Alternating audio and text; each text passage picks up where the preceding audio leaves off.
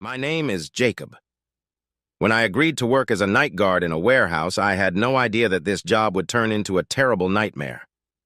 That night, it all started with an unusual feeling that did not give me peace.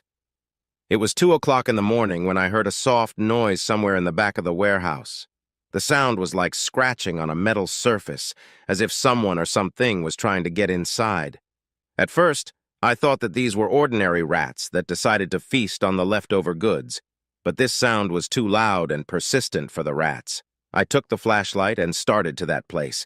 As soon as I got closer, the sound suddenly stopped, and the silence became even more terrifying. The flashlight flickered, casting strange shadows on the walls and shelves. My heart was beating like crazy, but I forced myself to move on.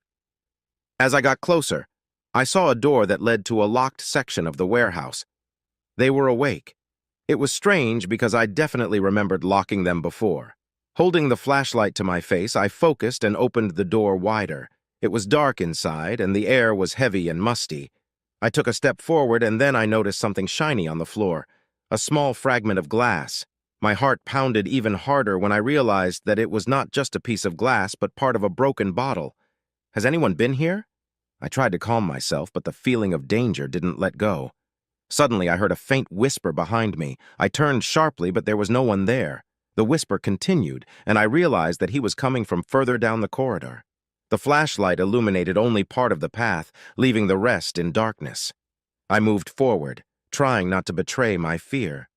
The whispers grew louder, and I began to make out individual words. They were in a language I didn't know, but they sounded so terrible that a chill ran down my spine. I reached the end of the corridor and saw that the door to the basement was also open. This basement had been closed for years, and none of the workers had entered it. My mind screamed that I should go back, but some invisible force made me go down. The steps creaked under my feet, and each step seemed like an eternity. When I got down to the bottom, the light of the flashlight revealed an old wooden table and walls covered with newspaper clippings. I got closer and saw that on each clipping was a photo of different people with the caption, "Missing."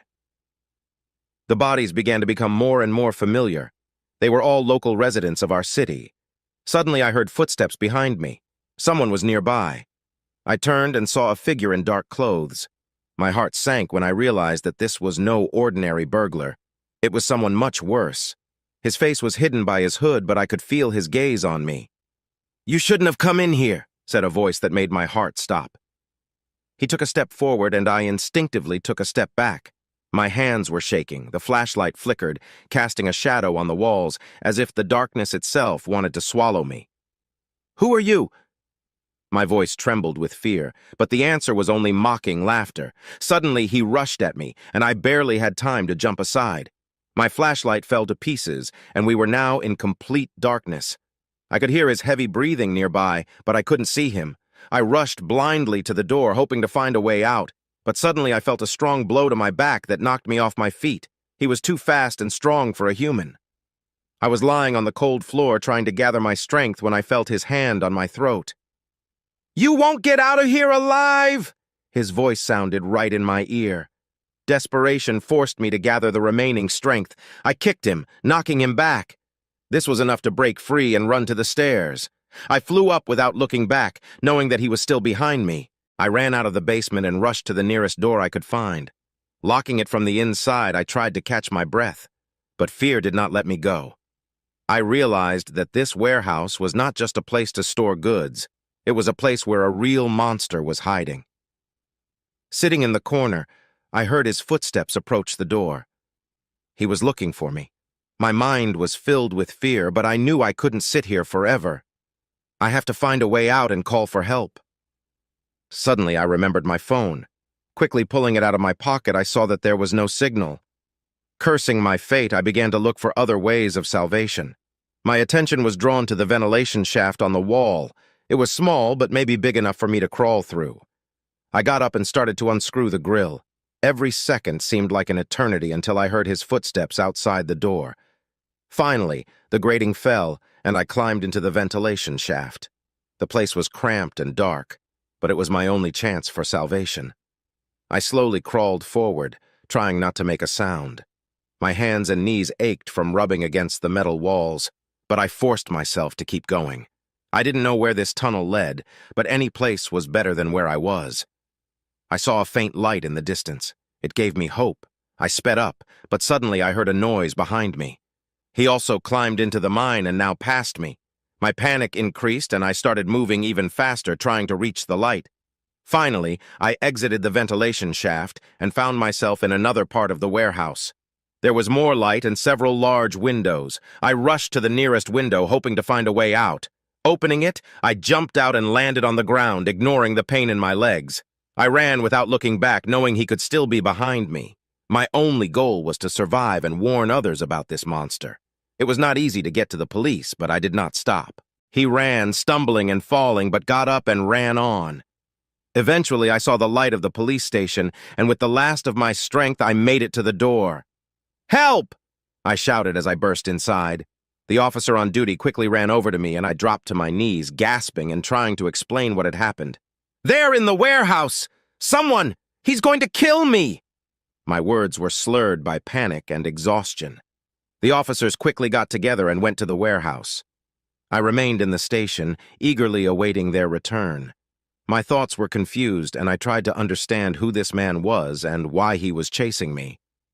An hour later, the officers returned, but their faces were serious. They found no one in the warehouse, and all the doors and windows were closed. No signs of intrusion or struggle. They didn't believe my story and thought I was just overtired and imagined it all. I was sent home, but I couldn't calm down. This man was real, and I knew he wouldn't stop until he got to me. I decided to do my own investigation and find evidence of his existence. The next day, I returned to the warehouse, but this time I was ready. I took my camera with me and recorded everything I saw. I found the same room and ventilation shaft where I was hiding, but there was nothing suspicious. Suddenly, I noticed something on the floor, a small card with a name and phone number on it. That was the only clue I had.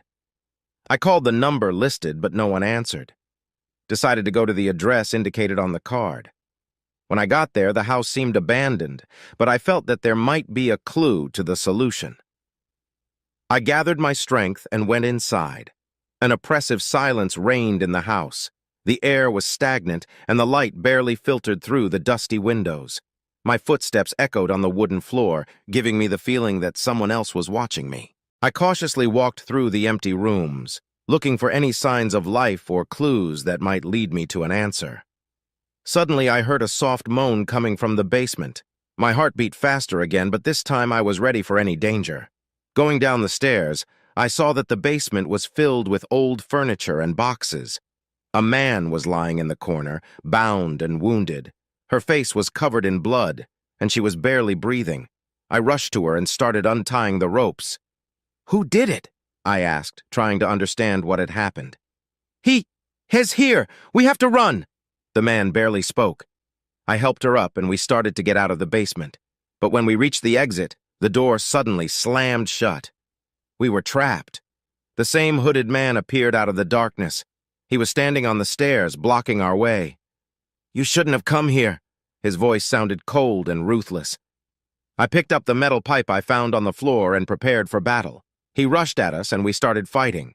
It was difficult and painful, but fear for my life made me fight on. Eventually, I hit him so hard that he fell to the ground. We broke out of the house and ran to the nearest neighbor to call the police. When officers arrived, they found the man still there. He was arrested, but he only smiled as they led him away. I knew this was just the beginning. This man was part of something bigger and scarier, and now I was at the center of this terrible story. After the arrest of the man, the police began an investigation, but they did not find any traces of his activities. It all looked as if I had just run into a common criminal, but I knew it wasn't. My sense of danger persisted, and I was certain that he was not acting alone. I decided to continue my investigation and find answers. I needed to know more about this man and his possible accomplices. After taking a few days off, I started looking for any information about him. Looking through old newspapers and archives, I found several articles about a series of disappearances in our city. They all had one thing in common. The victims disappeared without a trace, and no one could find any clues. It was exactly what I was looking for. I focused on the missing persons articles and noticed that they were all connected to the same area of town. I decided to spend some time there observing and looking for any suspicious activity. One night seemed particularly troubling. I sat in my car watching the house where I suspected something strange might be going on. The street was quiet, and there was almost no traffic. Suddenly, I noticed a shadow passing by one of the houses. I decided to follow her. The shadow moved quickly and unseen, but I kept my distance and tried not to give myself away. She led me to an old warehouse on the outskirts of town. The place looked abandoned, but there was something strange about the way it was lit from within. When I got closer, I saw that the door of the warehouse was broken. I quietly crept inside and began to inspect the premises. It was dark inside, but I noticed several candles burning around the large table. On the table were documents and photos of people I had already seen in the newspapers. My heart beat faster again when I realized that these were plans for more kidnappings. I snapped a few photos on my phone for proof and started looking around the other parts of the warehouse. Suddenly, I heard a soft voice behind me. There he was, the same hooded man. But now there were two more with him. They were standing in the shadows, but I could feel their eyes on me. My heart was beating like crazy, and I realized that now I was in even greater danger. "You shouldn't have come here." His voice sounded like a sentence. I knew I had to act quickly. There he was, the same hooded man. But now there were two more with him. They were standing in the shadows, but I could feel their eyes on me. My heart was beating like crazy, and I realized that now I was in even greater danger. "You shouldn't have come here." His voice sounded like a sentence. I knew I had to act quickly. Realizing that escape is the only chance for salvation, I quickly turned around and rushed to the exit. It was difficult to navigate in the dark, but the adrenaline told me the way. I heard footsteps approaching from behind, but I didn't look back. Running out of the warehouse, I ran down the street trying to find cover. I ran into the best alley and hid behind a garbage can. I held my breath as I watched them pass by, looking for me. When they were out of sight, I pulled out my phone and dialed the police number. This time, the officers arrived quickly and surrounded the warehouse. I showed them my photos and told them everything I knew. The police went inside and, to my surprise, found all three men. They were arrested and interrogated. I soon learned that these men were part of a large group that abducted people for various dark purposes. Their actions were carefully planned, and each abductee served as part of their terrible plans. But now they were exposed, and everything began to fall into place. It seemed like the worst was over, but I felt like it was just the beginning. The police began to investigate the activities of this group, and every day more and more gruesome details emerged. The kidnapped people were found in different parts of the city, and all of them were in a terrible state.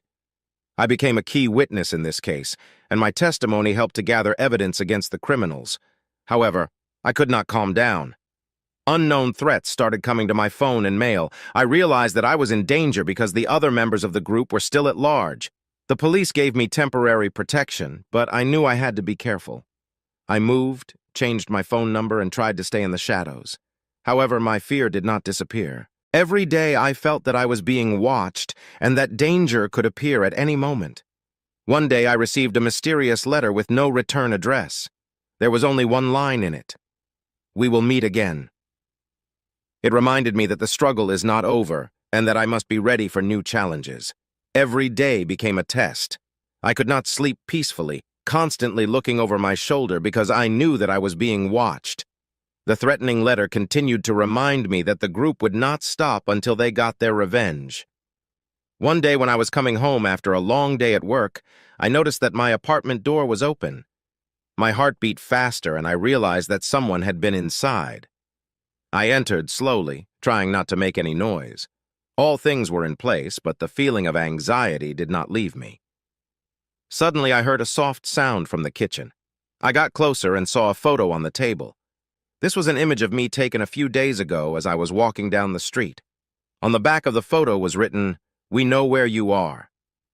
I immediately called the police, but they couldn't find any evidence as to who could have left this photo. The officers advised me to be careful and not leave the apartment unnecessarily, but I knew I couldn't stay here much longer. I packed my things and decided to move to another city. Maybe there I can find peace and hide from my pursuers. The choice was not easy, but I understood that it was the only way to survive. A new beginning in another city gave me some peace. I rented a small apartment and tried to remain inconspicuous. The new life required caution, and I followed all the safety precautions. However, fear remained my constant companion. Every day was like a test of survival. I kept checking the front door to make sure no one had gotten in. I tried not to talk to strangers and not to leave traces of my presence.